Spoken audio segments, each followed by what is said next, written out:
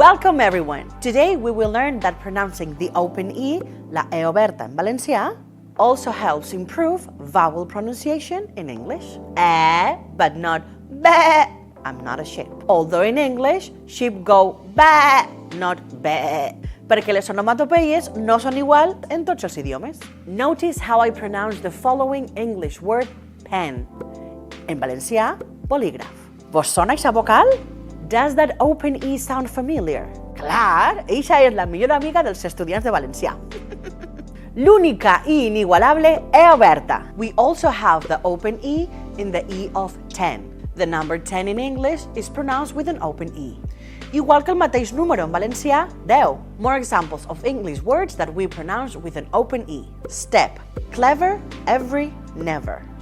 Feu el favor de pronunciar bé la E oberta en valencià. La salut mental dels i les lingüistes vos ho agrairà. I damunt millorareu la pronúncia en anglès. Aprofiteu este truquet de la E i mateu dos pardals d'un tir, que en anglès és igual de cruel. They also kill two birds with one stone. See you on the next Tiny Tongues.